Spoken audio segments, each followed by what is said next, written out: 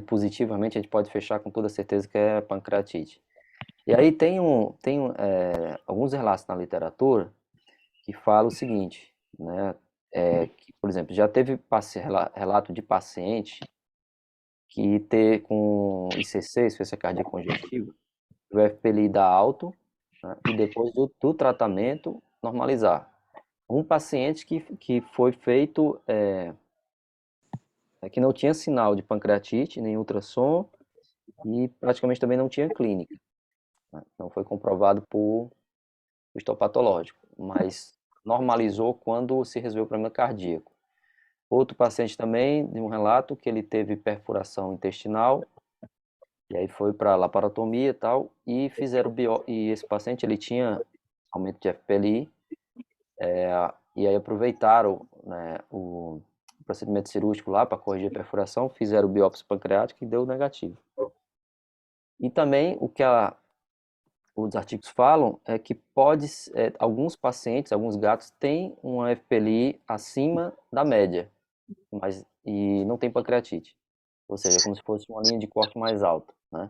Eles podem ter um valor de Animal tem FPLI um pouco mais alteração na alto do que a ultrassom e não população, tem na enzima. mas seria normal para eles.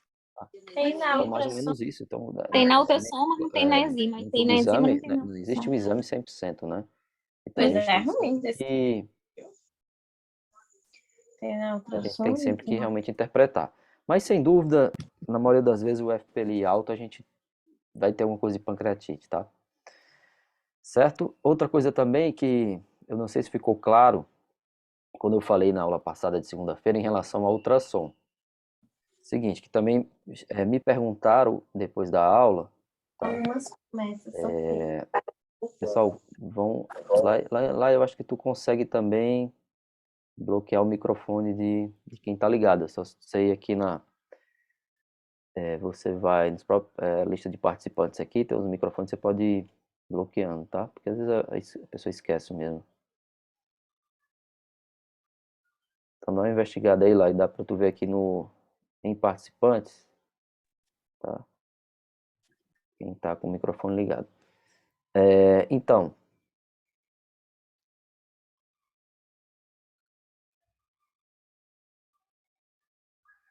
e aí a questão do ultrassom, tá? Eu falei para vocês que o ultrassom, a gente, né, aquelas características mais comuns em relação à gordura peripancreática que está hiperecóica, né?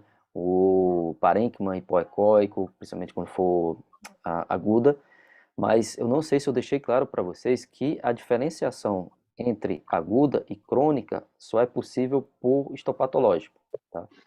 Nem as características de ultrassom a gente pode fechar que é aguda ou crônica, principalmente devido àquela história, aquela terceira forma, digamos assim, de pancreatite, que ela é a chamada crônica ativa. Então, é comum alguns gatos ter ali como se fosse entremeado as duas formas de pancreatite. É um gato que tem característica de pancreatite crônica e junto com pancreatite aguda. E então, mesmo a gente vendo, por exemplo, toda aquela característica bonitinha que lembra.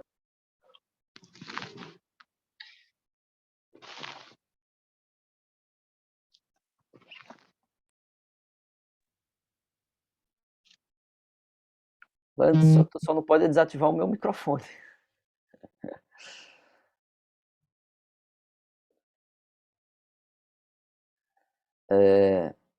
Certo? Então, voltando aqui, a gente não consegue fechar nem com sinais clínicos, nem com ultrassom de imagem, que é crônica ou aguda. Você teria que sempre fazer o histopatológico.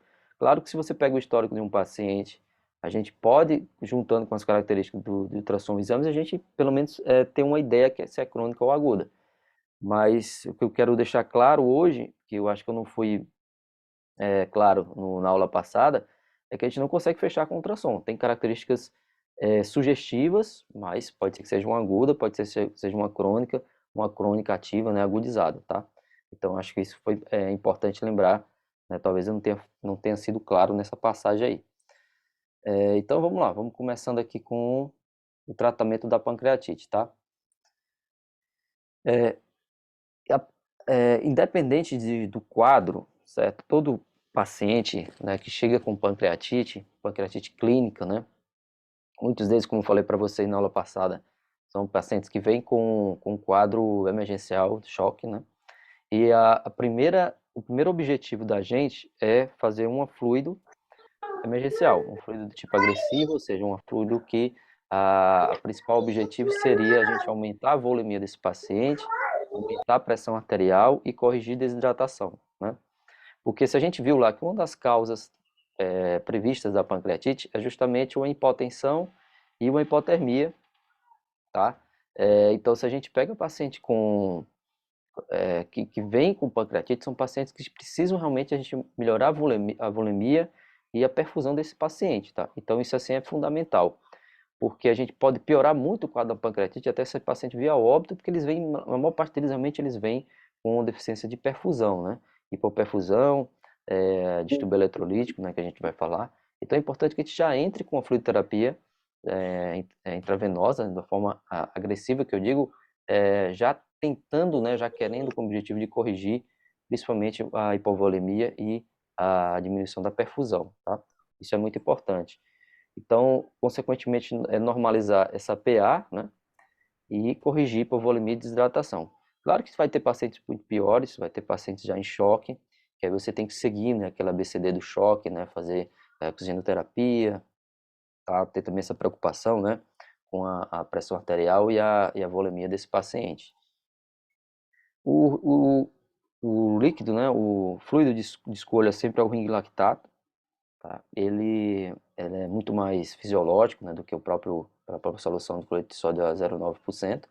Então ele é o de escolha, tá? Ele chega mais próximo do plasma, então assim, para a gente fazer uma correção também, tanto do pH como também da parte eletrolítica, o ring lactato ele é mais indicado, tá? E aí pode ser que a gente precise utilizar também colóides. Esses colóides, eles pode ser um colóide sintético, ele pode ser desde até uma salina hipertônica, né, principalmente naqueles gatos que têm uma deficiência de volemia, né, uma hipovolemia também, que algumas vezes é difícil a gente conseguir controlar somente com cristalóide, que é o ring lactato, tá? Então o colóide ele pode ser indicado. Não é da rotina de precisar de colóide, mas ele pode ser indicado dependendo do paciente. Alguns gatos também podem necessitar de transfusão, né, ou utilização do plasma. A transfusão e o plasma vão naqueles pacientes também que têm hipovolemia, a transfusão para a gente corrigir hematócrito, né, a gente viu que alguns gatos vêm com anemia, hematócrito baixo, e se ele também tiver comorbidade, a chance de precisar de uma transfusão ela vai aumentar, tá? Principalmente também se for um hepatopata que pode ter deficiência de fator de coagulação. Então, e se vai, por exemplo, para uma biópsia, para uma cirurgia, a gente pensa que a transfusão ela vai ser necessária. E aqui, aquela parte de eletrólitos, né? Muitos gatos vêm com hipocalemia. Essa hipocalemia, ela vem principalmente da anorexia e também de quadros de perda, né? De vômito.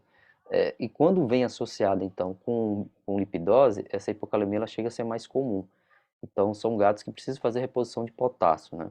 O sinal clínico da hipocalemia, eu acho que a maioria já viu falar a um gato hipocalêmico, é aquele paciente que tem principalmente fraqueza muscular. No gato é muito comum a gente ver aquela ventroflexão, né, do pescoço, né, que fica sempre com o pescoço para baixo, né, ele não tem força para levantar a cabeça. Isso chama bastante atenção, além de fraqueza muscular generalizada. E são pacientes que podem até vir a falecer realmente por falência lá da musculatura respiratória, tá? Então sempre é interessante dosar esse potássio desse gato. Falei também na aula passada sobre hipocalcemia, alguns gatos vão vir hipocalcêmicos, que é um fator prognóstico ruim para o paciente que tem pancreatite, tá? Então a gente vai ter que corrigir. Geralmente se utiliza o gliconato de cálcio 10%, faz intravenoso, né, de forma lenta, né, um bolus lento, e a gente vai avaliando principalmente o eletrocardiograma desse paciente, tá? Então também a hipocalcemia ela mata, né? E a gente tem que ter cuidado. Então gatos que têm pancreatite, principalmente os pacientes que vêm grávidos, a gente tem que também dosar o cálcio, de preferência o cálcio ionizado deles. Então, tirando essa parte de fluido, de fazer reposição, que é fundamental no paciente, A gente vai entrar também com outra modalidade, outra parte do tratamento que é fundamental. A gente não consegue tratar a pancreatite sem ter um bom controle de dor. Aí lembrando a vocês aquela escala de dor, né, que eu mostrei para vocês, existe 2, 3 que a gente pode utilizar para gatos. Como eu falei, a gente utiliza aquele aplicativo, eu acabei não passando para vocês o nome do aplicativo no grupo, mas eu vou colocar. A gente usa a Grimace, né, que é aquela que tem as carinhas, né, que tem a posição do olho, né, do bigode, enfim, posição de orelha. E é importante para a gente, já no primeiro momento do atendimento, a gente já colocar o quanto de pontificação que esse paciente tem na escala, né, o máximo é 10, e a gente quer que isso vá diminuindo de acordo com o protocolo. Então, uma forma muito interessante que a gente tem para para acompanhar a resposta do tratamento realmente é utilizar esse tipo de escala, né, que é a escala de careta mesmo, né, do gato. Então, a analgesia a gente vai utilizar mesmo que a gente ache, esse paciente ele não tem dor, né? Se a gente achar que esse paciente não tem dor, mesmo assim a gente faz analgesia no gato que tem pancreatite, certo? Então, a gente supõe que esse gato sempre vai ter a dor. Não importa a escala, né, não importa se ele tem sinal clínico ou não, mas ele tem que utilizar alguma coisa de antiálgico, né? Então, isso já é bem determinado na literatura e a indicação realmente é usar analgésico mesmo se esse paciente, mesmo que você ache que ele não sinta dor. Então, esse protocolo ele vai ter que existir sempre, né? E a dor a gente sabe que vai levar a várias complicações. Então, esse paciente não vai comer, vai diminuir a motilidade gastrointestinal, que vai piorar muito o quadro inflamatório. A inflamação intestinal, né, ela vai causada pela pancreatite também, já vai diminuir a motilidade gastrointestinal. Se esse paciente não come, aí que vai ficar diminuída mesmo. Diminui a perfusão de órgãos, né, e o paciente entra em estado catabólico. E se for aquele gato que tem um sobrepeso, a chance de ele desenvolver lipidose é muito grande. Aí você imagina a complicação que é um gato com lipidose e pancreatite conjunta. Então, a gente tem que realmente, o quanto antes, iniciar esse tratamento para dor.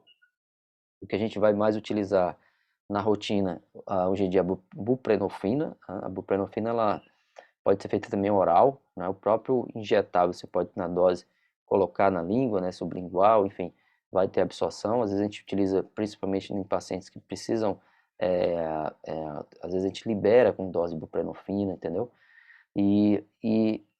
Quando a gente começa a usar a buprenorfina, a gente vê que ela tem uma resposta muito interessante nesses casos de pancreatite, certo? Eu não coloquei aí, eu não sei por que não está na lista aí, mas a metadona vem, digamos, em segundo. Metadona também é uma opioide muito interessante em gatos, né? Ela também entra nesse protocolo. Claro que um ou outro não usar buprenorfina e metadona, mas a gente pode, se você não tiver buprenorfina, hoje em dia já tem no mercado nacional, antigamente não existia, né? Só pegava era fora. Hoje em dia já tem buprenorfina nacional, então você pode utilizar a buprenorfina, pode utilizar também a metadona, tá? Aí vem o fentanil é interessante, principalmente em infusão contínua, mas você pode utilizar também em, né, aplicações intramuscular subcutânea, né, fica 2 horas mais ou menos ali agindo. Se você quer uma extensão maior, que às vezes é bem interessante fazer infusão contínua, você faz o fentanil nessa dose aí, né, utilizando uma bomba de infusão. A morfina pode ser uma opção. Existem trabalhos que citam, né, tem aquela dúvida ainda se a morfina ela vai causar uma diminuição da motilidade gastrointestinal, isso já está comprovado em humanos, mas não se sabe muito bem em relação a gatos. Pelo menos até hoje eu não vi um trabalho que realmente fechasse isso. Mas como qualquer outro opioide, pode ter essa possibilidade. E isso vai acontecer principalmente se esse paciente não está com tanta dor, digamos assim. E aí a gente tem que, por isso que a gente tem que ir avaliando, né? Se a gente começa um protocolo com opioide, a gente vai avaliando como é que está essa escala de dor para ir retirando quando for necessário. E até diminuir também doses, né? E aí a gente vai utilizar, pode utilizar a morfina, mas a gente sempre fica mais ou menos entre essas duas, buprenorfina e a, a metadona, né? Ketamina é também uma opção bem interessante, que a gente tem utilizado no protocolo. Ela pode ser feita intramuscular, né? Subcutânea. A gente usa entre essa dose mais ou menos de 1 miligrama por quilo, e a gente faz associado. Todo esse protocolo de opioides usa ketamina. Também você pode entrar com infusão contínua, em pacientes que a gente está tendo mais dificuldade no controle de dor. A gente faz um fentanil junto com ketamina na mesma solução, faz infusão contínua, certo? E você vai observando, né, como é que esse paciente vai ficar, certo? Então, assim, são opções interessantes que a gente tem que realmente utilizar vários fármacos para até conseguir um efeito melhor, um efeito cinético. Outra opção, pessoal, é a lidocaína. Tem que ter um cuidado maior quando a gente usa lidocaína em gatos, comparando com o cão, né? Porque ela, dependendo da dose e do tempo também de infusão, ela pode ser tóxica. Mas ela segura mais ou menos 2 horas, 2, 3 horas de infusão. Também você pode colocar, faz um milk, né? Uma metadona, uma ketamina, uma lidocaína, tudo junto, ou um filk com fentanil. E é uma opção também interessante, tá? O que a gente não pode realmente é deixar esse paciente sem controle de dor. Por mais que a gente ache, repetir, por mais que a gente ache que ele não esteja sentindo dor. Então a gente tem que realmente fazer esse protocolo sem falta, tá? Antieméticos, usa antieméticos, usa também. E a mesma história do controle de dor. A gente vai tratar mesmo que esse gato não esteja vomitando. Porque, turma, se ele tem uma pancreatite, se ele vai ter essas náuseas, aliás, se ele tem pancreatite, com certeza ele vai estar nauseado, demonstrando ou não, vomitando ou não, a tendência é ele estar nauseado. E se a gente não usa, também diminui aquele tempo, né, que ele vai ter para voltar, aliás, para voltar a comer. Então, se a gente controla a náusea e controla a dor, a gente imagina que esse paciente vai comer, né, vai voltar a comer sozinho, mas de uma forma mais precoce, né? Então, vamos utilizar também antiemético mesmo nos gatos que não vomitam. Qual que a gente utiliza? De longe é o Maroptan. Então, o Maroptan ele entra também no protocolo, né? Controle de dor, como opioide, ketamina, e o Maroptan vai nessa onda também. O Maroptan ele vai servir tanto como antiemético, como analgésico, né? Ele tem uma ação analgésica, e tem algumas suspeitas que ele tem também um efeito anti-inflamatório gastrointestinal. Então, assim, não tem por onde também ele vai entrar no protocolo, de preferência parenteral, né? Esse paciente ele vai estar nauseado, vomitando, vamos fazer subcutâneo, tá? Tem também protocolo que pode ser feito intravenoso. Claro, subcutâneo dói mais, então tem aquele dica lá, bota na geladeira que ele gelado parece que dói menos, né? Não sei, mas aparentemente sim. Então, entre o Maroptan, pode-se fazer também o Dazentrona, conjunto, né? Se esse paciente ainda está nauseado ou teve vômito. Então, a gente vai usar o Dazentrona, geralmente essa dose maior de 1 mg por quilo, tá? Metoclopramida, ação da metoclopramida nesses pacientes geral, né, em gato geral que tem gastroenteropatias, é justamente para melhorar a motilidade gastrointestinal. Então, para controle de vômito, a metoclopramida não tem uma boa ação em gatos, né? Eu acho que a maioria de vocês já devem saber. Então, a gente não usa para o controle de vômito, a gente vai usar para melhorar a motilidade gastrointestinal, que a maior parte desses pacientes vão ter motilidade diminuída. É tanto que eu falei na aula passada, na segunda-feira, que alguns pacientes com pancreatite eles têm uma diminuição de motilidade muito evidente, que começa a criar muito gás, tanto estômago como também intestino, e às vezes até parece ser corpo estranho intestinal, né? E é um diagnóstico diferencial de corpo estranho. Então, nesses pacientes com diminuição de motilidade, a gente pode fazer a metoclopramida em infusão contínua, tá? 1 a 2 mg por quilo dia, bomba de infusão. Então, vai melhorar essa questão da motilidade gastrointestinal. Existem protocolos, por exemplo, da metoclopramida, de a ser feita subcutâneo, 2, 3, mas hoje em dia, os últimos trabalhos que falam sobre a ação da metoclopramida, ela vai te falar que ela tem um melhor resultado realmente fazendo infusão contínua, tá? Então, a gente usaria Maroptan, primeira escolha, podendo adicionar metoclopramida ou Dazentrona, dependendo da situação.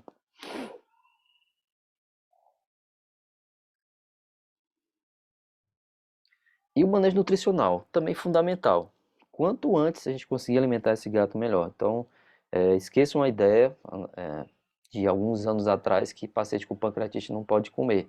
Então, eles precisam comer o quanto antes. E gato, então, tem que ser realmente o quanto antes, né? Porque eles fazem um catabolismo mais precoce, mais intenso, né? Eles vão perdendo massa muscular, eles podem ter lipidose, enfim, diminui a imunidade, né? Diminui ali a capacidade da barreira entérica da mucosa intestinal, realmente prevenir translocação, infecção bacteriana.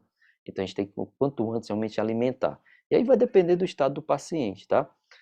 A gente pode começar com sonda esofágica, sonda nasogástrica, né? E depois, se for necessário, depois de alguns dias, se o paciente estável, a gente coloca a esofágica, tá? O importante é diminuir essas complicações da anorexia, por exemplo, diminuir a motilidade, tem atrofia de vilosidade intestinal, que eu falei para vocês, morrem enterócitos, porque assim, o enterócito ele vai se alimentar do alimento, do nutriente que cai no lúmen intestinal, então ele se alimenta do que está disponível para ele no lúmen, né? Nem tanto do que chega lá pela circulação, pelos vasos. Então assim, se você não alimenta esse gato também, você não está alimentando os enterócitos dele, e vai morrer. Essa mucosa morrendo, vai ter translocação bacteriana, vai piorar a questão da desbiose. Isso é o que a gente menos quer num paciente que talvez já tenha isso, né? Que é desbiose e tendência a fazer translocação. Então, tem que alimentar o quanto antes. Às vezes a gente tem uma certa restrição devido aos vômitos e náusea. Mas, mesmo assim, nauseado, a gente passa uma sonda a naso, começa o tratamento desse controle de náusea e vômitos, e começa a alimentar. Pequenas porções, né? Esse trabalho que vai daqui no próximo slide, vocês vão ver que eles fizeram um trabalho interessante com esses pacientes nauseados, tá? A dieta rica em proteínas, né? Gato, sempre pensar que a maior parte do metabolismo energético dele advém da proteína, então são alimentações realmente hiperproteicas. Cobalamina a gente usa, o ideal é que a gente dose a cobalamina desses pacientes, mas de início você pode fazer uma aplicação e, né, de uma maneira empírica. Por quê? Lembram, né, que esse paciente ele pode estar com deficiência de fator intrínseco, esse paciente ele pode estar com algum tipo de má absorção ali no ilho, né, e vai precisar de cobalamina. A dieta pobre em gordura também ainda é uma discussão. Então, se a gente vê algumas fontes da literatura que falam que esse paciente não pode comer, tem que ser uma dieta pobre em gordura, tá? Muito mais proteína, alguma quantidade ali de carboidrato e o menor possível de gordura.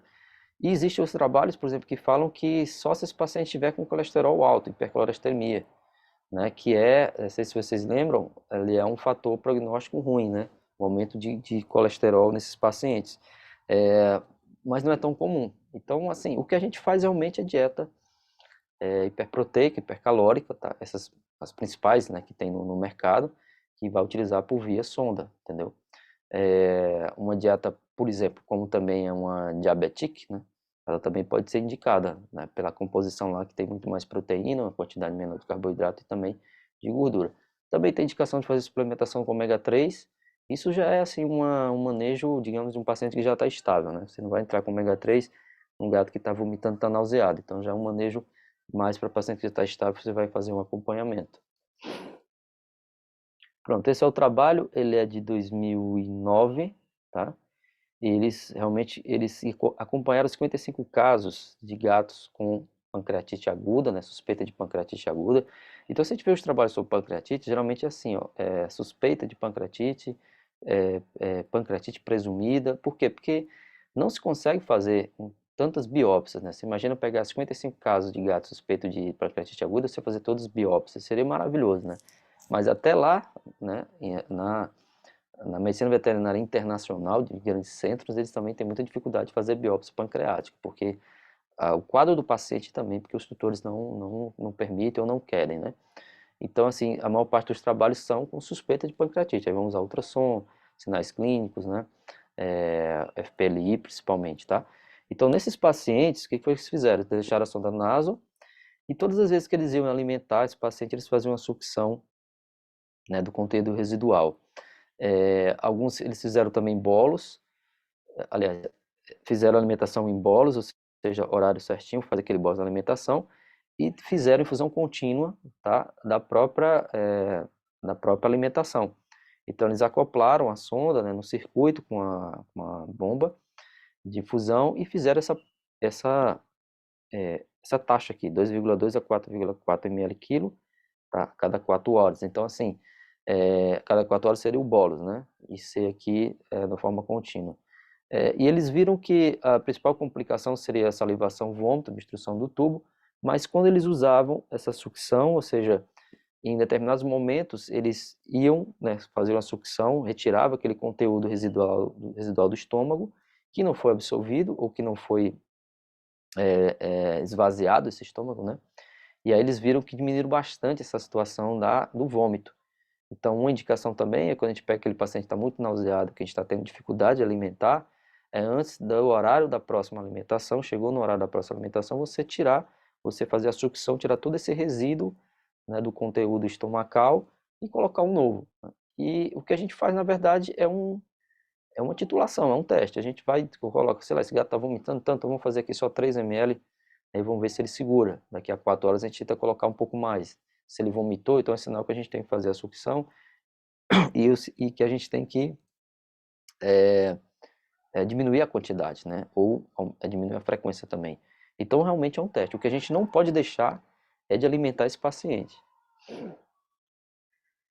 E aí vem o antibiótico. O antibiótico já foi muito discutido, tá? Hoje em dia ainda é muito discutido quando que se usa antibiótico na pancreatite, mas atualmente ele é fracamente recomendado, porque mesmo sendo uma pancreatite aguda, do tipo supurativa, normalmente não se encontra infecção. Ela é supurativa porque tem muito neutrófilo, né? Mas normalmente não se encontra quadro infeccioso. Então não há recomendação de antibiótico nesse paciente, tá? Claro que se você pega um paciente que está com sinais de sepse, ou então com uma morbidade que tem um quadro infeccioso, aí você vai utilizar antibiótico. E antibiótico indicado de acordo com a situação ali do paciente. Mas normalmente a gente não utiliza antibiótico na pancreatite, tá? Então isso também é uma coisa bem batida já, bem concreta, tá? Então se a gente pega leucocitose com desvio à esquerda, né, febre, sinais de sepse, então tem indicação realmente de fazer antibiótico terapia. Geralmente você utiliza um de amplo espectro, ampicilina que pode ser uma opção, ampicilina sulbactam, marbofloxacina, você pode adicionar também aí um metronidazol, tá? Mas sempre com critério de realmente escolher o antibiótico ideal e na hora certa. Você não vai ultra, né? Os autores falam assim, que a chance de você usar, a necessidade de usar antibiótico no pancreatite é muito pequena. Tem uns que falam até que é incomum, né? Praticamente quase que não é rotina usar antibiótico, tá? E aí realmente a gente vai ficar de olho nesse paciente, né? Depende do estado geral dele. A maior parte deles realmente não tem necessidade de fazer antibiótico. A gente vai ver que o tratamento da pancreatite ele é basicamente de suporte, né? Até agora que eu falei para vocês, é um tratamento de suporte. E aí entra o corticoide, também outro cara que é bem controverso, né? Ninguém tem uma decisão, ninguém sabe se ele entra, se o tratamento tem indicação de corticoide ou não. Existem umas situações que a gente tem uma clareza em situações que ele não pode ser utilizado de maneira nenhuma, né? Então isso é mais fácil. O que a gente faz no dia a dia é identificar a situação que esse gato ele não pode utilizar. Ele não pode utilizar de maneira nenhuma. Então assim, é muito mais fácil a gente se guiar dessa maneira do que achar, né, quando que ele tem que realmente tomar corticóide, né? Então assim, existem as comorbidades, como a doença intestinal inflamatória, colangite linfocítica, né, o próprio linfoma, que a prednisolona entra no protocolo. Então, assim, esse paciente, se ele tem comorbidade, por exemplo, o que é mais comum? Um gato com pancreatite e doença intestinal inflamatória. Qual é o tratamento da doença intestinal inflamatória? Principalmente corticoide, prednisolona. Então, ele vai fazer corticoide mais pela questão da doença intestinal, tá? Se tiver colangite linfocítico, linfoma, então é a mesma coisa. Alguns gatos, alguns pacientes que a gente, por exemplo, não sabe que tem doença intestinal inflamatória, mas a gente já está com esse paciente 2 dias, né, fazendo essa terapia aí de suporte, que é o tratamento, que é a chave do tratamento, controle de dor, náusea, né, alimentando. Então a gente vê ainda no ultrassom que tem muito espessamento intestinal, do duodeno, jejum, no ilho, tá? Então são gatos que possivelmente eles vão melhorar com doses de corticoide. Então a gente pode fazer nesses pacientes, tá? Se o paciente está estável, ele já saiu daquela, né, você já corrigiu a volemia, a desidratação, já está no controle de dor, náusea, alimentando, no ultrassom está te mostrando pontos de inflamação importantes, espessamentos, principalmente no duodeno ali, perto da papila, né, do esfíncter de Oddi.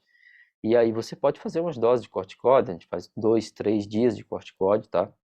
Sendo injetável, ou então a prednisolona, dose baixa, a gente vai fazer imunossupressão desse paciente, faz dose baixa, né, 1 mg por quilo, meio miligrama por quilo, e vai observando, entendeu? Aí assim, o que a gente não pode utilizar em gatos com lipidose e diabetes, então assim, esqueçam completamente. E aí, como foi o que eu falei para vocês, sempre o que eu olho é saber se esse paciente tem lipidose associada, ou saber se esse paciente é um diabético, ou está com hiperglicemia, né? Se ele está com hiperglicemia, então não utilize corticoide, tá? O corticoide ele vai aumentar essa hiperglicemia e vai trazer também muito transtorno eletrolítico, tá? Principalmente em relação ao potássio. Então, o ideal é que a gente descarte lipidose, como é que a gente vai fazer? Basicamente, vou resumir tudo aqui, resumir bastante, mas é você, pelo ultrassom, você pode ter uma ideia, tá? De como é que está o parênquima hepático e fazer uma citologia. Você faz uma punção, faz a citologia e vai ver ali os hepatócitos gordinhos, né, cheio de triglicerídeo. Isso na citologia. Desculpa, enzimas hepáticas também pode te mostrar, principalmente se tiver todas aumentadas e a GGT normal, você pode indicar, é um indicativo de lipidose, então esse gato não pode tomar corticoide. Agora, se o gato tem pancreatite e lipidose, geralmente essa GGT também vai estar alta, a GGT pode estar alta, isso vai te complicar, tá, turma?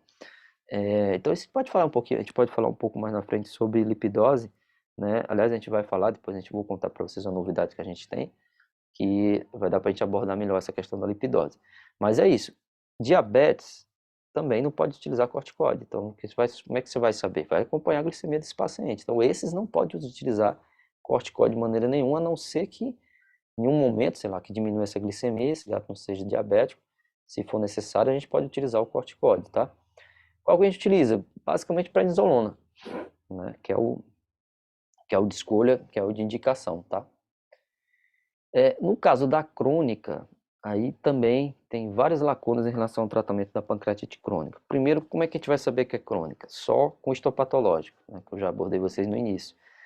O ultrassom ele pode te dar indícios de uma fibrose de parênquima, né, de uma calcificação de parênquima, mas não fecha o diagnóstico, então você teria que realmente fazer uma biópsia, tá? De novo, se esse gato ele tem uma doença intestinal inflamatória, né, que você já identificou por biópsia, sei lá, então ele vai tomar corticoide, talvez fosse também, talvez seja, né, o tratamento da pancreatite. Então, assim, mas basicamente, se a gente não fizer o histopatológico, a gente não vai ter certeza que esse paciente tem realmente pancreatite crônica, tá? Dieta, entra, a dieta vai ter os mesmos cuidados, né, de um paciente que tem um quadro de gastroenteropatia.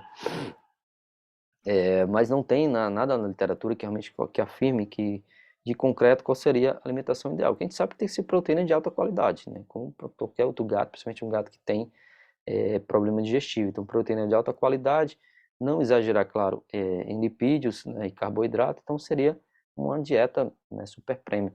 A diabetic também, como eu falei para vocês, é uma opção interessante, tá?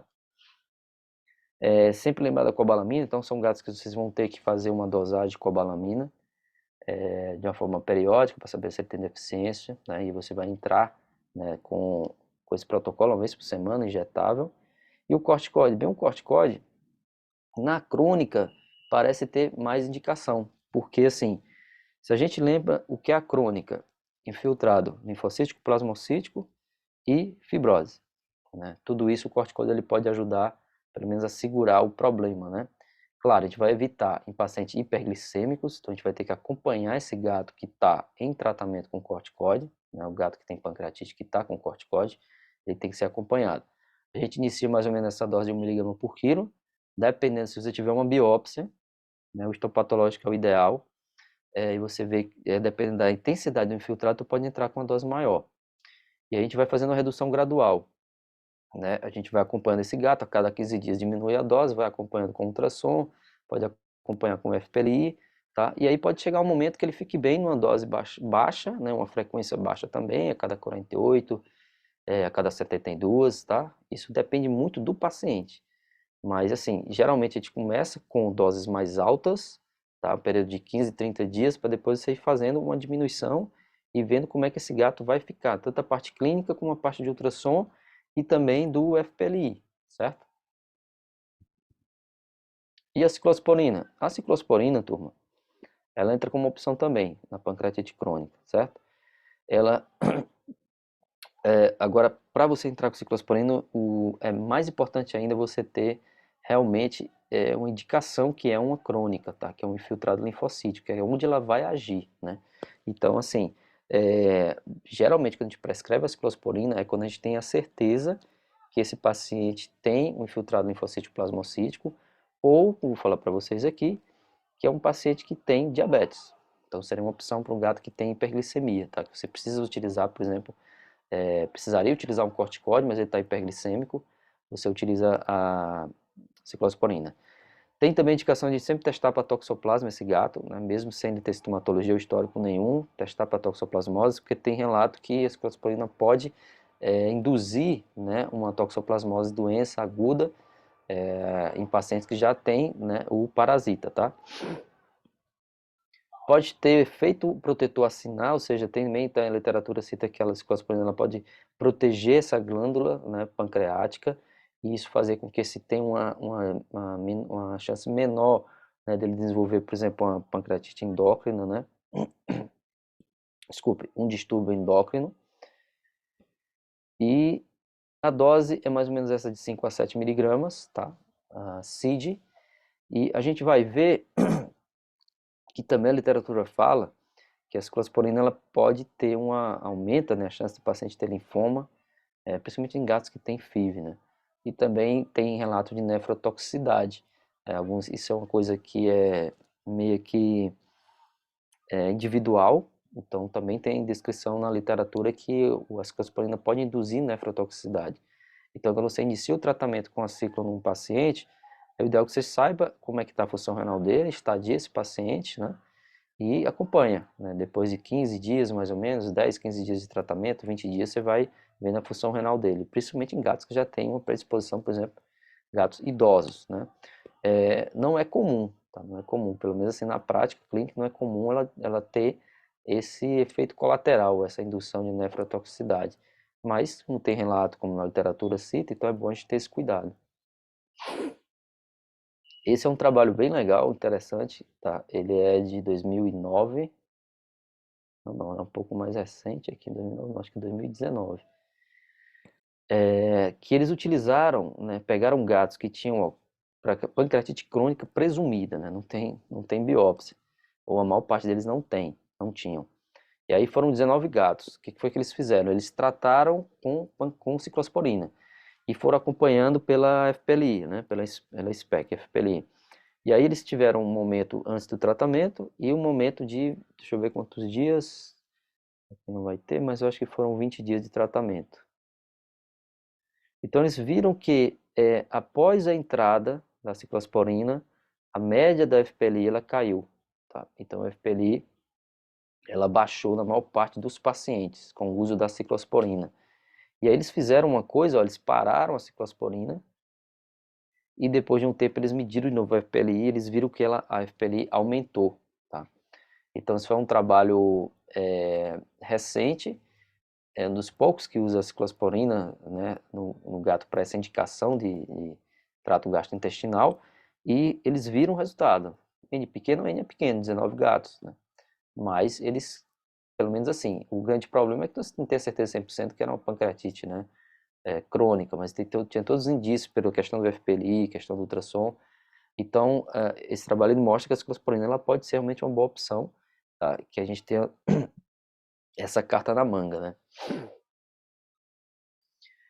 Alguns pacientes vocês vão ter que manter no Maroptan, tá? O Maroptan a gente sabe que pode ser utilizado até, pelo menos comprovadamente, de uma forma segura até 14 dias. Nitazapina em pacientes que a gente quer estimular o apetite, né? Sempre lembrando, turma, a gente só usa estimulante de apetite em gato quando esse paciente está estável, né? Quando esse paciente já está sem náusea, quando esse paciente já está hidratado, né? Sem dor, entendeu? Não adianta você entrar com nitazapina se o gato está nauseado e com dor. Não tem sentido, isso já é um protocolo já de manutenção, né? Para você continuar em casa, tá? E aí, claro, sempre lembrar, se tem pancreatite, turma, procure se não tem inflamação em outro local, né? Principalmente intestino e no fígado, porque você tem que avaliar essas possibilidades para também tomar uma decisão em relação aos outros quadros, né? E aqui é fundamental, ó, que você tem que monitorar risco de diabetes no crônico, principalmente se ele estiver fazendo uso de corticóide, né? E também a insuficiência pancreática exócrina, que a gente vai falar na sexta-feira. Que a insuficiência pancreática exócrina, ela já é como se fosse a última fase ali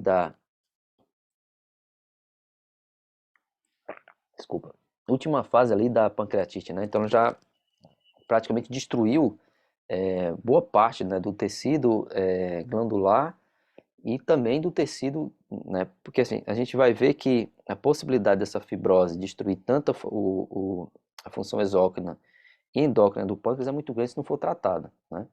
Então esses gatos, eles precisam ser testados para diabetes, precisam ser acompanhados para estar desenvolvendo a IPE. Como é que se faz? Frutosamina e TLI, né, que é a lipase, que é a tripsina imunoespecífica, tá? E claro, controle de peso, principalmente nesses pacientes que são, né, que estão acima do peso, tá? Também é ideal fazer um controle de peso, porque a gente sabe que isso pode complicar a maior parte dessas doenças gastrointestinais e também inflamatórias. Pode utilizar também a gabapentina, né? Eu não coloquei a gabapentina no primeiro momento lá, porque ela é oral, mas ela pode entrar no protocolo, apesar de que ela também é controversa no tratamento da pancreatite. Tem autor que fala que é uma boa, tem outros que talvez não tenham um efeito, então ela não é, digamos, fundamental, tá? Mas no crônico, tem mais indicação no crônico, né, para controlar essa dor crônica, né? E aí a gente começando a falar de pancreatite complicada, né? As pancreatites que elas podem vir acompanhadas de comorbidades, que vai te dar uma dificuldade muito grande no diagnóstico, no tratamento e no acompanhamento desse paciente. E aí quando a gente fala de pancreatite, né, e diabetes, a gente está falando praticamente duas faces, né, de uma moeda, porque a pancreatite está relacionada mais à função exócrina, né, pela questão da destruição, né, da parte exócrina, né, da liberação das enzimas pancreáticas, né, digestão, autodigestão ali do parênquima, e diabetes também associada à função endócrina, né, que é a produção de insulina principalmente. E o quanto que uma acompanha a outra, o quanto que uma causa, né, causa consequência da outra. Tem muita discussão, né? Muitas vezes a gente não consegue determinar o que foi que veio primeiro, mas a gente se acompanha um paciente de início, por exemplo, um paciente com diabetes de início, e você vê o desenrolar e acabar acontecendo uma pancreatite, então a gente vai definir, a gente vai entender que foi essa diabetes que causou pancreatite, né? Ou ao contrário. Então, assim, não se tem uma definição, né? Você sabe que elas podem andar juntas, podem aparecer uma primeiro, a outra segundo, e a gente tem que sempre estar monitorando esse paciente, tá? Aqui foi um dos primeiros trabalhos, 2007, né, que eles determinaram a concentração do FPLI em gatos diabéticos, eles compararam o FPLI de gatos diabéticos com gatos normais, e eles viram que os gatos diabéticos têm um FPLI mais alto, tinham um FPLI mais alto, né? Foram 29 gatos com diabetes e 23 não diabéticos, né? Então eles realmente sugeriram que essa pancreatite ela pode significar uma comorbidade importante nos gatos diabéticos, né? Então, para chamar a atenção, se tu tem um gato diabético, acompanha de perto também em relação ao desenvolvimento ou não de pancreatite. Ou o contrário, pancreatite com diabetes, né?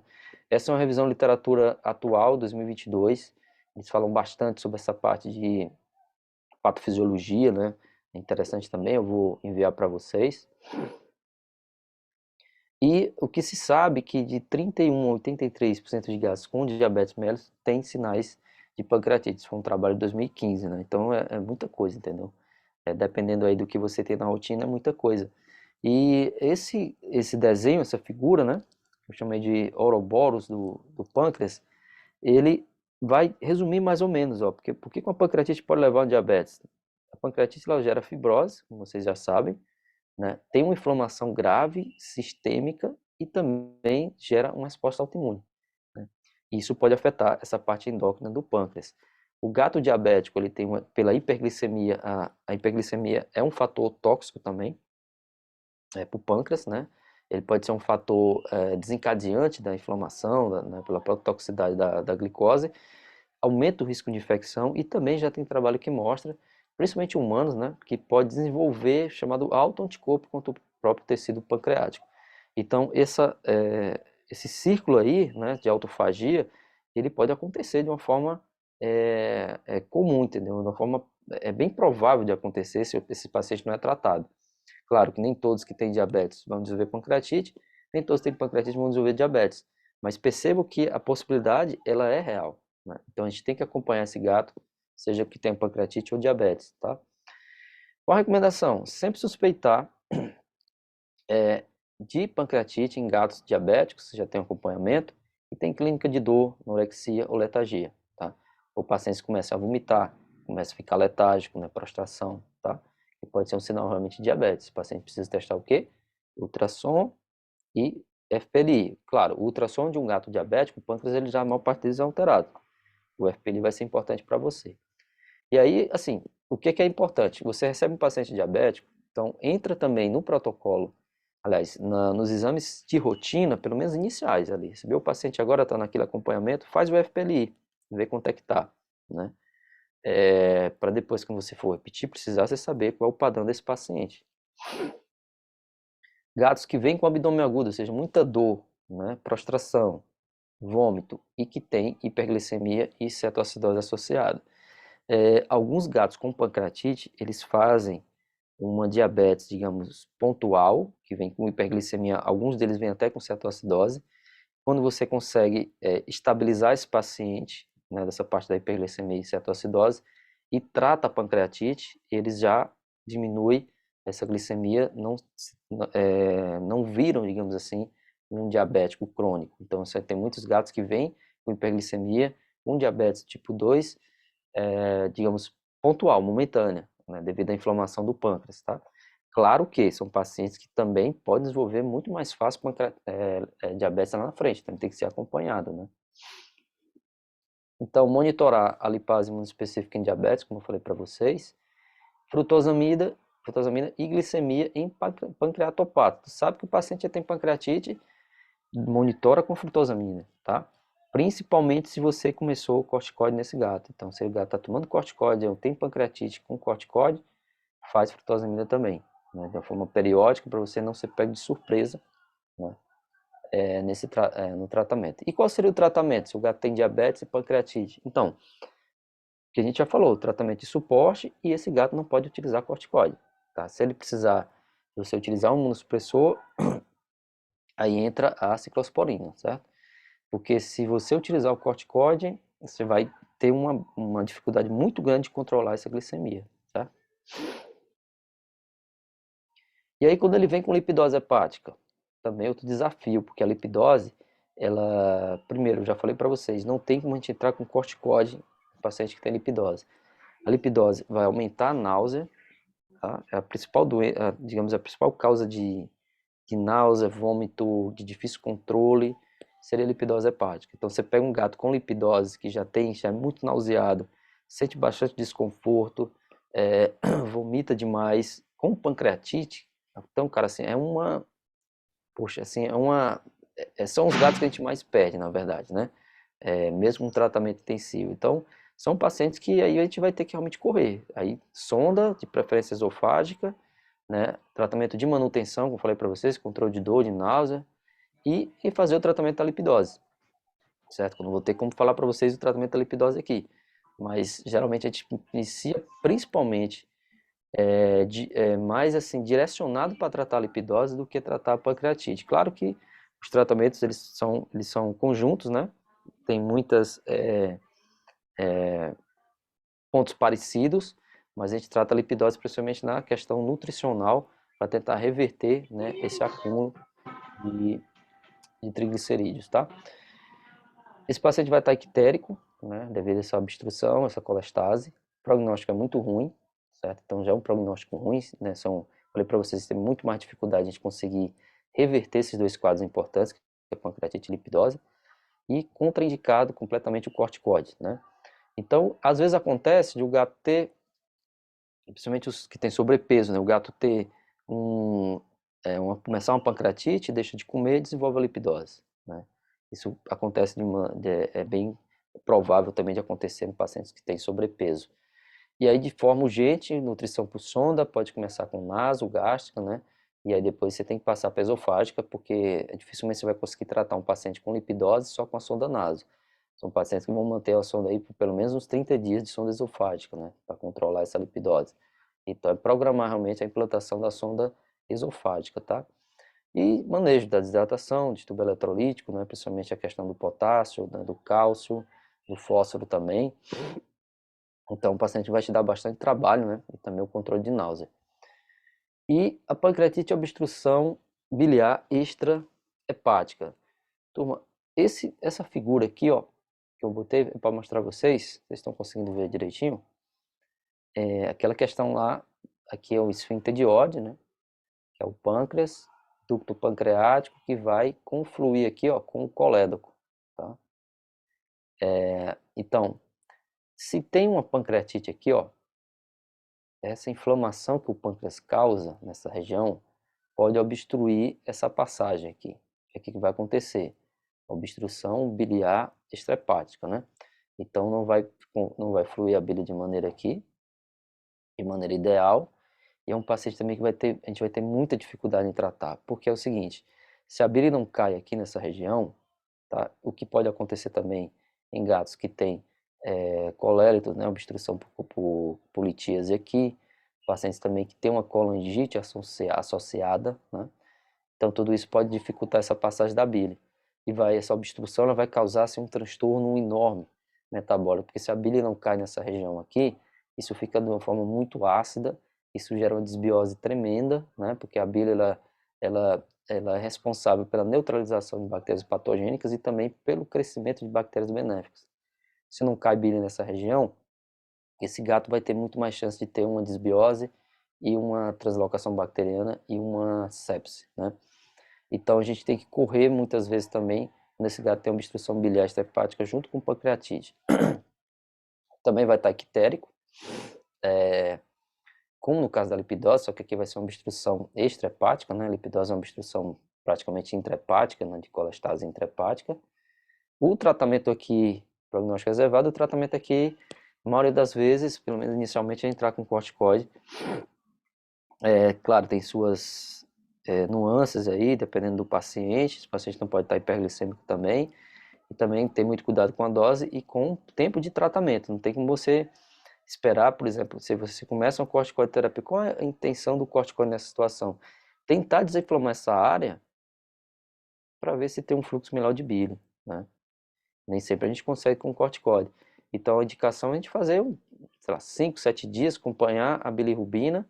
Se ela for baixando, é sinal que está tendo resultado. Mas alguns gatos não resolvem e alguns deles precisam realmente de procedimento cirúrgico para você fazer uma nova via, né, para escoar essa bile. Então o prognóstico é reservado. Também é bem complicado esse quadro, tá? E de forma também urgente, né, essa nutrição, então é igual a questão da própria pancreatite e também da lipidose. E cirúrgico, se não houver resolução também, né, em 2 semanas, pode ser que precise fazer um desvio biodigestivo. E aí, turma, eu queria ver a opinião de vocês, né, abrindo um parênteses aqui, o que vocês acham de um curso, mais ou menos nessa linha aqui, com discussão de caso clínico, com o restante do gastrointestinal, se a gente falar de colangite, de lipidose, obstrução biliar hepática, né, enfim, enterites, tá? Então a gente está bolando essa situação aí para a gente também continuar essa discussão aqui de gastrointestinal, tá? Se puderem também opinar, né, ver uma sugestão, certo? E aí vamos voltar aos nossos casos, né? Deixa eu ver que oração aqui. Tá, então, vai dar bacana aqui. Lembrando, caso 1, acho que vocês, né, já não esqueceram, né? Então é um gatinho que era FIV positivo, 12 anos, fezes amolecida e hematoquesia, tá? Sangue nas fezes. Eu acho que falei para vocês na aula passada que a pancreatite ela pode inflamar também o cólon, né? Então a inflamação no cólon pode gerar uma colite, ter o sinal clínico de tenesmo e esse tenesmo vir junto à hematoquesia, certo? Então lembre disso, uma pancreatite pode causar também colite, né? Você acha que não tem nada a ver o pâncreas lá na frente, cólon atrás, mas ele tem, né, ele é juntinho também, né? Tem uma porção do cólon que ele faz mais próximo do pâncreas, tá? Então aqui foram os primeiros exames, né? 28% de hematócrito. Lembram vocês que ele estava com a urina baixa, era um gato também que estava hiperglicêmico, né? Que o lactato também aumentado. O FPL era 6,5. Tá? Então, assim, o que foi feito? Fluido, metadona, gabapentina, maroptan, ketamina, alimentação enteral, tá? Isso foi 2 dias de tratamento. Teve a normalização da glicemia com esse tratamento, lactato também, e esse gato ainda estava, né, comendo praticamente nada sozinho, torexia. E aí a gente manteve o protocolo, esse protocolo, tá? E a gente adicionou a prednisolona 1 miligrama por quilo, não tem ultrassom aqui, não, deixa eu ver aqui. Devido ao intenso quadro inflamatório que tinha de espessamento intestinal. E aqui foi 6 dias após, 6 dias de tratamento, né? A gente viu que porque eu não sei porque não entrou o ultrassom, o primeiro que eu mostrei para você na aula passada. Mas lembre que ele tinha uma grande inflamação de mesentélio, né? Peritonite. Também tinha um espessamento importante nas paredes, tá? Tanto estômago, redução, ó, daqui do duodeno de 0,28 para 0,17, colo 0,41 para 0,15, né? Papila duodenal sem sinal de edema ou espessamento, e também estômago, teve também diminuição aqui do quadro, né, do próprio peritonite, tá? Alguns linfonodos estavam aumentados ainda, mas teve diminuição. Então, esse paciente tinha conteúdo fecal pastoso, né, porque ele tinha também, de qualquer forma, uma colite, né? Tanto que o colo estava bem espessado lá no início. E o peristaltismo melhorou, tinha líquido livre na cavidade torácica, ou seja, esse paciente ele fez efusão pleural, tá? Que não tinha no ultrassom anterior. Então, assim, ou ele teve devido ao aumento de permeabilidade, né? Albumina baixa também, a gente tem que ter cuidado também na própria fluido. Às vezes uma taxa um pouco maior de início, né, pode causar uma efusão pleural, mas esse paciente tentou se drenar, a quantidade não foi suficiente para a gente conseguir drenar, mas que se resolveu também no prosseguir do caso, né? Ele continuava com hepatomegalia, certo? E o pâncreas, vamos ver aqui, esse foi o paciente que, lembrem, que o pâncreas ele estava normal, deixa eu ver aqui, peraí... Não, estava hiperplásico, né? Hiperplasia pancreática, era uma coisa bem discreta, certo? Isso com 6 dias de tratamento de manutenção, de suporte, que é a parte mais importante do tratamento, e prednisolona 1 mg por quilo 6 dias, tá? E aqui foi a albumina do paciente nesse dia, no 6º dia de tratamento, ela estava se eu não me engano, ela estava 1,5, né? Então aqui ela subiu para 2,5. Então, assim, sinal que a inflamação ela foi, pelo menos estava controlada, né? O FPLI que era 6,5 foi para 12. Aí aquela história, puxa, ele piorou. Aí lembrem que eu falei em um artigo que o FPLI pode flutuar, né? Até os pacientes do artigo que eu mostrei na aula passada, os pacientes que tinham um FPLI altíssimo, né? Eles diminuíram, mas morreram ou foram eutanasiados. O paciente que vinha ali um FPLI um pouco, né, ali na média, o tratamento foi melhorando, ele aumentou. Então, assim, isso é uma coisa ainda que a gente não consegue explicar, tá? E aí o que te associa? Quadro, né, os sinais clínicos e outros exames, entendeu? No caso aqui ele estava mostrando uma melhora. Após 7 dias, esse paciente, aliás, no 7º dia, né? Ou seja, no dia depois desses exames, ele voltou a ter alimentação voluntária, um volume razoável, e foi dado alta, né, com gabapentina, tramadol, moropitã e prednisolona, mantendo as dosagens, tá? Às vezes o paciente nem seria o ideal se liberar, né, nesse momento, porque ele voltou a comer, né, de uma forma melhor agora, né? Pode acontecer de ele dar uma piora e diminuir o apetite. Só que a gente tem também a questão financeira, né? Às vezes o tutor não consegue manter por muito tempo e a gente libera, às vezes libera até sem alta, né? Assim, ele assina o termo, né? Não pode manter, então assina o termo e aí vai ter esse acompanhamento um pouco mais distante. Mas se for um paciente que ficou bem, após 10 dias dessa alta, né? Ele estava com 21%, se lembra, no hematócrito, né? Ele ficou com 25, 10 dias da alta, então 16 dias mais ou menos de tratamento. A proteína também diminuiu. GGT normal, tudo normal, o FPLI 8,8. O FPLI não baixava, né? 8,8.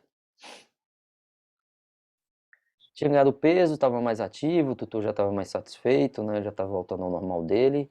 A gente manteve a gabapentina mais 10 dias e prednisolona a cada 48. Então eu percebo que eu já estou tentando fazer assim um ajuste na dose da gabapentina para diminuir a frequência, né? Eu nem mexi na dose, na quantidade de miligrama, né, na dose.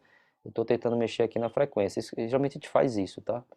Antes de diminuir a dose, eu vou diminuir a frequência. Após mais de 10 dias, então já vão 26 dias de tratamento, 33% de hematócrito, a anemia já estava resolvida, era uma anemia do tipo inflamatória, né? Desculpa, de causa inflamatória, provavelmente, era não regenerativa no começo, depois voltou ao normal, tá? Depois ele voltou realmente com o hematócrito normal. Tudo, ó, perceba o seguinte, eu estou dosando a frutosamida. Por que eu estou dosando a frutosamida? Porque ele está no corticoide, então isso é importante, tá? Não esqueçam de dosar a frutosamida desse paciente. Se isso aqui sobe, turma, eu já tenho que começar a pensar em tirar o corticoide, ver se ele fica, como é que ele fica sem corticoide, se for necessário entrar com a ciclosporina, tá?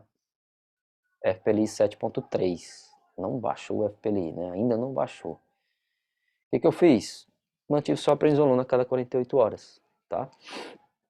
E é um paciente que está sempre dosando a frutosamida, acho que anterior também eu tinha dosado aqui, ó, acabei não falando para vocês. Nesse momento não. Próximo passo é manutenção, ver o quanto que a gente consegue manter a prednisolona. Vai ter uma hora que eu vou retirar e vamos ver como é que ele fica sem, certo? Esse FPLI ele pode baixar, pode demorar a baixar ou não, mas o que é importante para a gente? Que não aumente, né, de uma forma absurda o FPLI e principalmente sinais clínicos, né? Próximo passo seria fazer biópsia. Biopsiar. Vou repetir o ultrassom dele, vou ver se tem muito espessamentos intestinais, se ainda tem espessamento intestinal, que aí é uma indicação de fazer para procurar a doença intestinal inflamatória, que, observe, se ele tiver doença intestinal inflamatória, ele também está sendo tratado, de uma forma empírica, porque eu estou tratando, né, uma pancreatite, né? Então, essa indicação é o quê?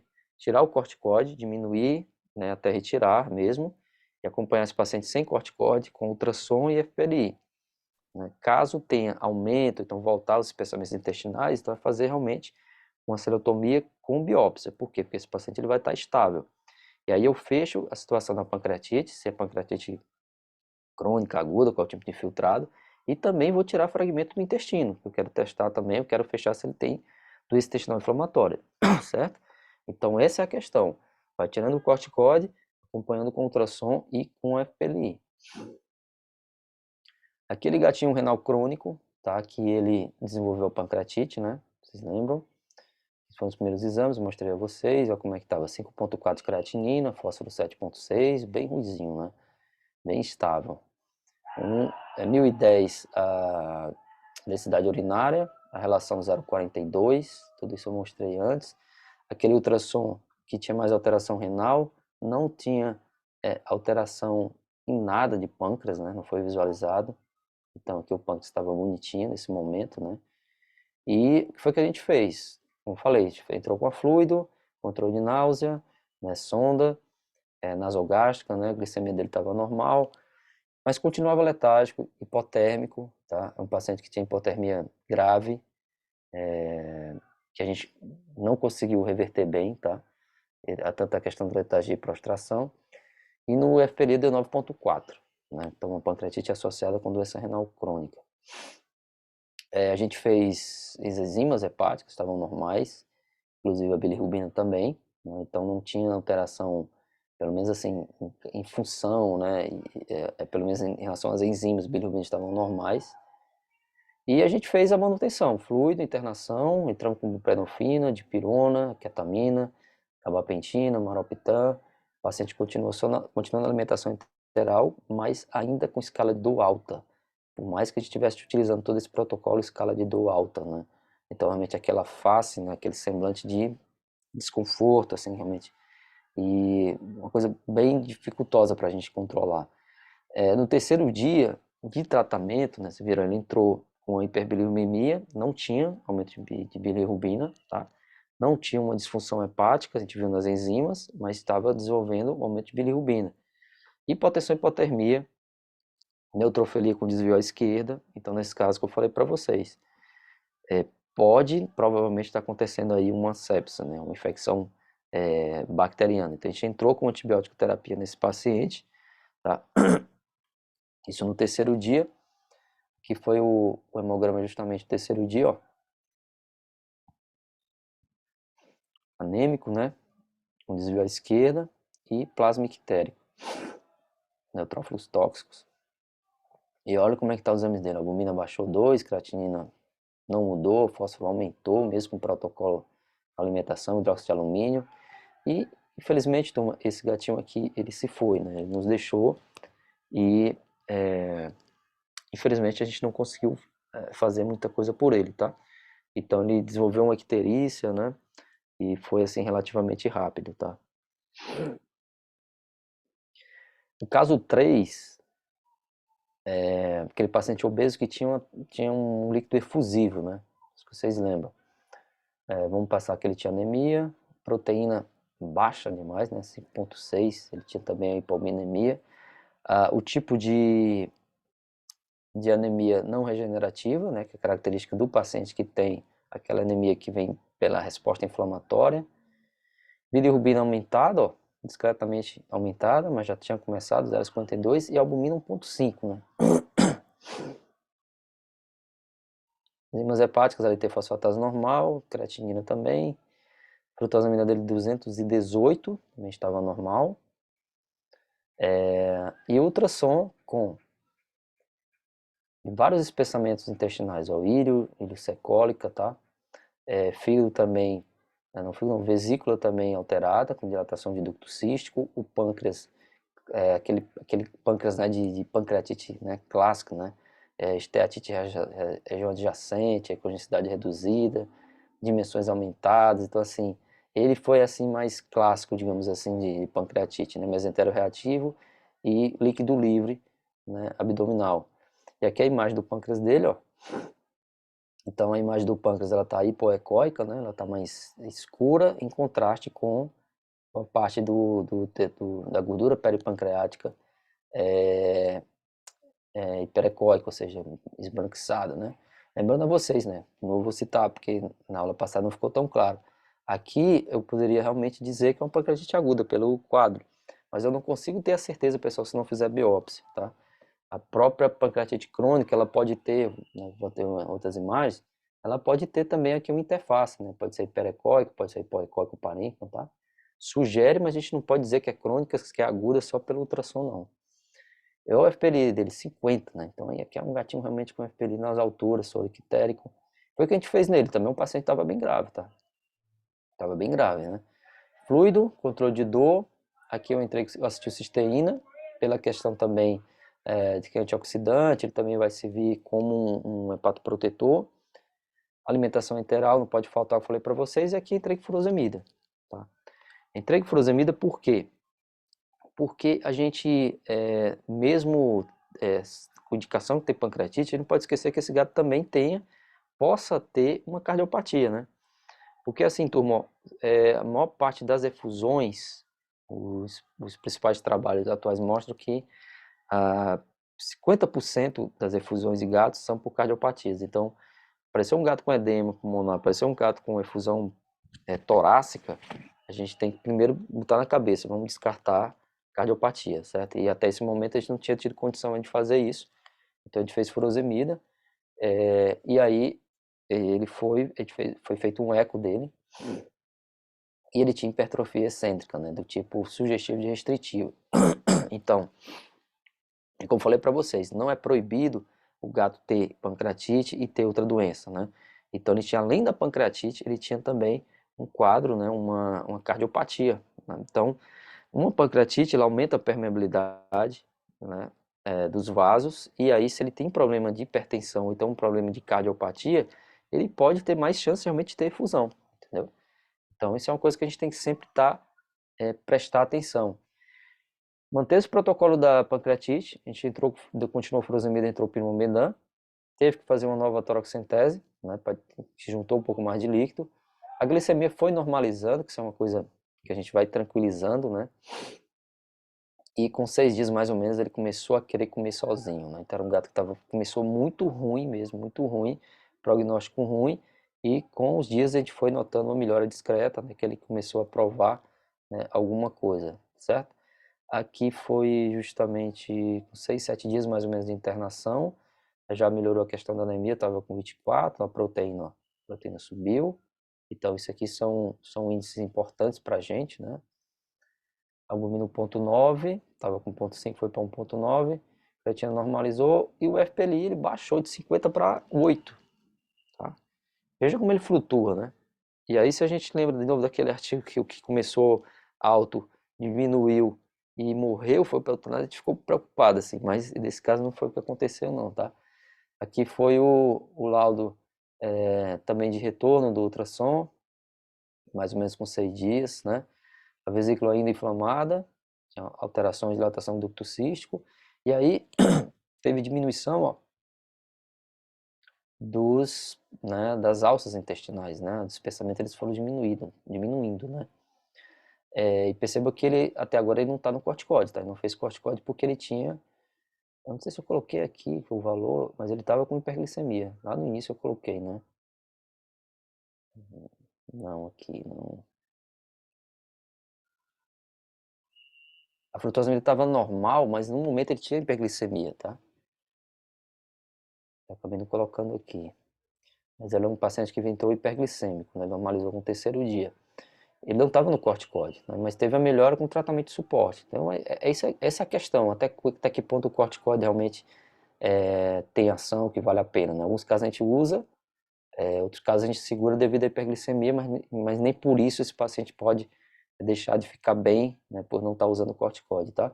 Então, o FLI baixou para 8, melhorou a questão dos espessamentos intestinais, só que a vesícula, o ducto cístico ainda, digamos, dilatado. Lembre daquela figura que eu mostrei para vocês, se o pâncreas está inflamado, então pode ter repercussão, né, nas vias biliares, pode ser essa explicação de ele ter essa inflamação, porque afinal de contas ainda está alterado, ainda estava alterado na imagem esse pâncreas, né, estava com 6, 7 dias de tratamento, né. Então aqui a imagem, ó, do pâncreas dele novamente, tá? Então gordura peripancreática, o pâncreas hipoecóico, tá? Ó, outra imagem, então um paciente que ainda tem sinais ultrassonográficos de pancreatite e o FPL ainda está alto, né? Então ainda tem pancreatite. E aí ele teve alta, mais alguns dias de tratamento, né? Saiu com gabapentina, SAMI, prednisolona. Por quê? Porque ele diminuiu normalizou a glicemia e ainda tinha inflamação nessa região ali, pelo menos suspeita de inflamação nessa região ali da papila duodenal, né? Dos ductos hepáticos, ducto cístico, e a gente foi acompanhando, né? Aliás, está sendo acompanhado, né? Esse é um caso bem recente. Furosemida penomedan e foi, né, para um cardio para fazer esse acompanhamento também dessa cardiomiopatia, tá? Então foram esses 3 casos, pessoal. Aceitam mais um? Ou querem já ir para discussão? Perguntas? A gente tem 10 minutinhos aqui. Vamos, né? Vamos lá. Então, mais um caso aqui. Fêmea de 13 anos, castrada, febre negativa, vômito crônico há 3 meses, tá? Com piora do quadro há 30 dias. Então ela tem vômito crônico, tá com 3 meses que tinha vômito crônico, vomitava 2, 3 vezes por semana, depois vai fazendo todo dia. Com reação de manutenção, sem histórico de doenças anteriores, no exame clínico foi detectada desidratação com 5%, perda de massa muscular, fezes retida da palpação, sem sinais de desconforto na palpação, né? Temperatura 38, PA 135, frequência cardíaca 170, respiratória 40, tá? Isso aqui foi os dados, o grosso, assim, né, que a gente viu no exame clínico. Então, 13 anos, vômito crônico. Lembrando vocês que eu falei lá no início, né, que gato que tem vômito crônico é um gato que tem predisposição a ter pancreatite, certo?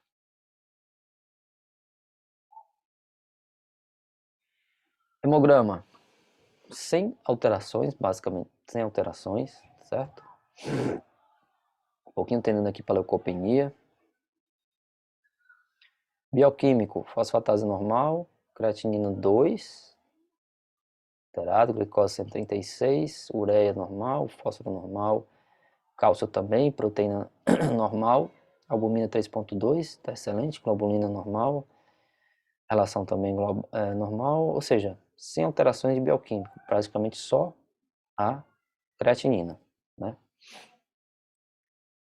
E aí vamos para o ultrassom. O que vocês podem me falar desse ultrassom aí? O que vocês estão vendo? Eu acho que você já tem condição de falar alguma coisa. De citar aqui. Opa. Vamos escrevendo aí, certo? Cadê você? Não estou mais vendo aqui o chat. O que aconteceu? Pronto, Caroline falou hiperecogênico. Isso, o pâncreas ele está mais para hiperecogenicidade, né? Se vocês percebem mais alguma coisa, Caroline, você conseguiu ver? Mais alguém? Isso, excelente. Bordas irregulares, né? Então não tem aquelas margens lisinhas bonitinho, ó. Certo? Então são duas características importantes, né? Aumento de ecogenicidade do parênquima e margens irregulares. Alguém viu mais alguma coisa?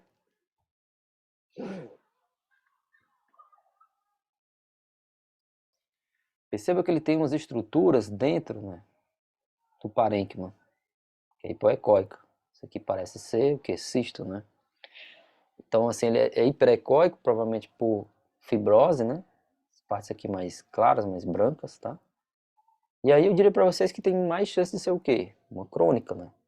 Tem mais chance de ser uma crônica pelo esse tipo de alteração. Mas lembre sempre, a crônica ela pode estar ativa, a crônica ela pode agudizar, né? Então ela pode ter características também de supurativa, entendeu? Então percebam, gato vômito crônico com essas alterações de imagem de pâncreas. Isso aqui já te fala muita coisa, né? Muita coisa. Aqui é uma imagem melhor ainda, ó. Então ele tem uma irregularidade tremenda do parênquima pancreático. Então, cistos, né?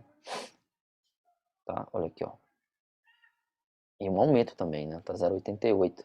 Aliás, de largura 1,17. Certo? Tem pancreatite? Então vamos investigar. Aqui foi o laudo. Alterações importantes nos rins, né? Tá com 2 de creatinina também, já tem alguma coisa de doença renal aí. Ali, espessamento em ileocecólica, 0,39. Fígado discretamente com a quantidade aumentada, né? Filtração gordurosa. Vesícula biliar, discreta dilatação do ducto cístico, né? E aqui as alterações no pâncreas. Pontos hiperecogênicos, fibrose, estruturas hipoecogênicas, né? Formato arredondado, distribuído pelo parênquima, segmento de lobo direito mal definido, hiperecogênico, enfim. Muitas alterações, né? Então, esse paciente, pessoal, o FPL dele estava 7,9. E aí, o que acontece? A gente fez todo aquele protocolo, né, que vocês já viram, controle de náusea, controle de dor, certo? Suporte, alimentação, nesse paciente ele melhorou bastante, mas as alterações pancreáticas e o FPLI não diminuíram. Melhorou, voltou a comer, quase que normalizou a questão da alimentação, mas as imagens do pâncreas eram muito ainda feias, né? E a gente aproveitou realmente esse paciente estável, devido ao espessamento também intestinal, foi para o histopatológico. Não é para o histopatológico. A gente quer saber realmente a causa, quer saber que tipo de pancreatite é, para ver se entra um corticóide ou não, então vai para o histopatológico. E aí que foi que apareceu nesse rapaz, ó. Tá? Adenocarcinoma pancreático. Então, como eu citei na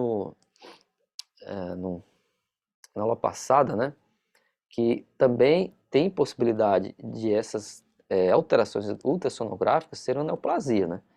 E nem sempre a neoplasia ela vai trazer aumento de FPLI. Geralmente, quando tem aumento de FPLI é porque tem inflamação associada, tá? Então, geralmente é isso. A maior parte das neoplasias, como também as alterações lá, como hiperplasia cística, né, que acontece muito em paciente idoso, geralmente o FPLI não aumenta, tá? Nesse caso aí, ele tem adenocarcinoma pancreático. E pessoal, esse paciente, esse aí tá com mais ou menos 2 anos, né, que foi feito o diagnóstico, esse paciente ele tá vivo. Ele está relativamente bem. Foi feito uma tentativa de fazer químio, né? Fez por alguns meses e tal. Aparentemente segurou. Mas assim, eu nunca, realmente é uma coisa que a gente vai relatar, né? Tanto tempo um paciente com adenocarcinoma que tá bem, relativamente bem. Vai perdendo peso e tal, tem a questão da doença renal também, certo? Mas ele está relativamente bem. Certo? Vamos lá para as dúvidas, turma.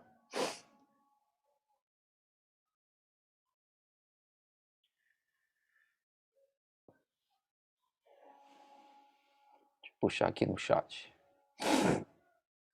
Pessoal, eu vou também fazer um convite a vocês, certo? Eu vou pedir para vocês fazer uma enquete. Eu quero colocar o nome aqui no nosso... Fugiu a palavra aqui.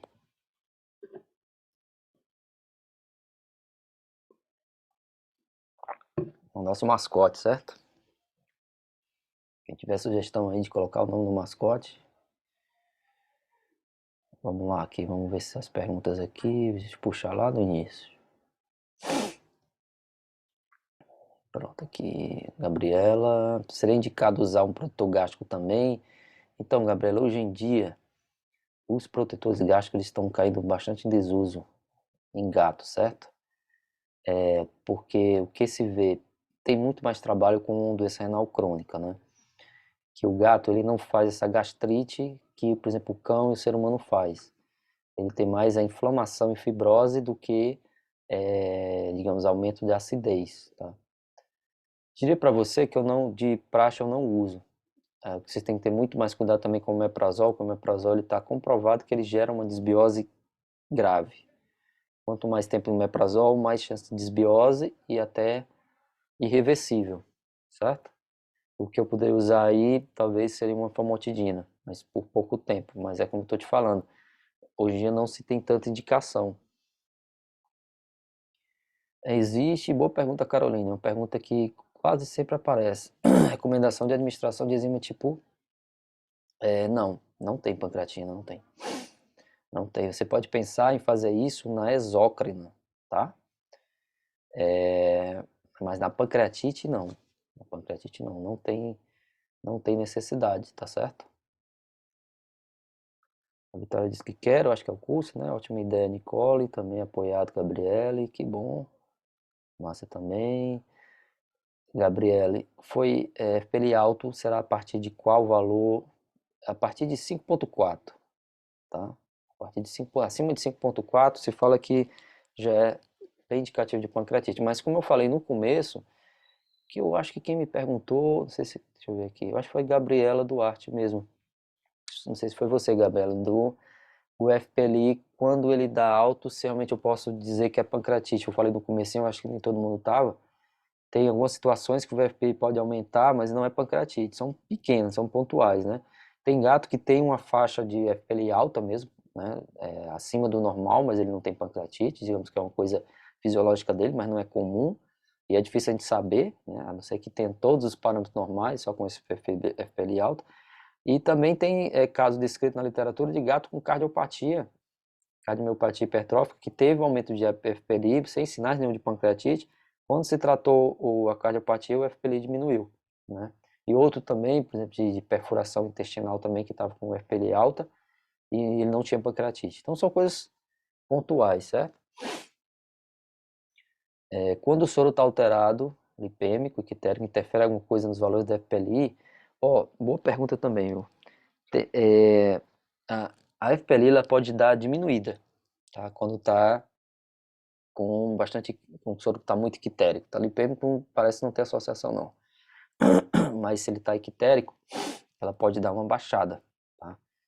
Pelo menos isso aqui tem trabalho que a literatura fala isso, né? Que é uma possibilidade. Então tem que cuidar também na interpretação quando o soro está ictérico, certo? Boa pergunta, eu não estava lembrado de falar isso, tá?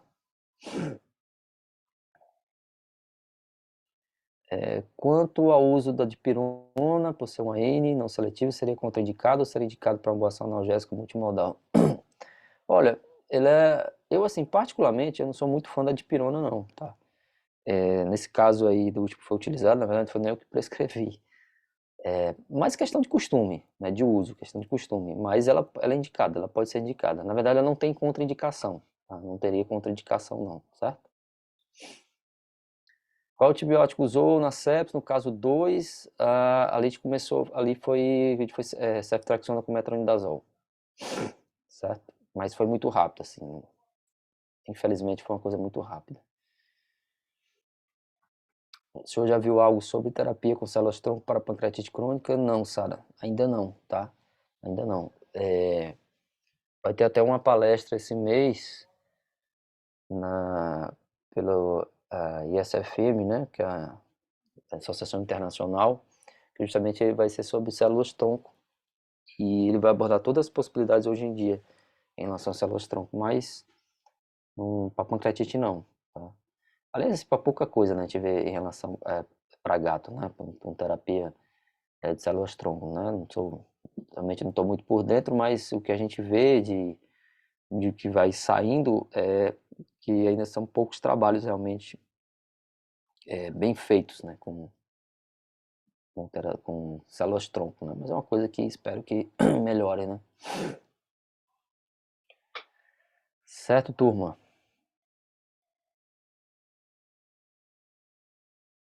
Muito obrigado também, Sara, Carol. Então é isso. Será que tem mais alguma coisa? Obrigado, Gisele. Obrigado, Gabriele. Hoje a gente até... Bah, que alegria. Hoje a gente terminou na hora, né? Obrigado, Vitória. Muito obrigado. E aí, turma, lembrando,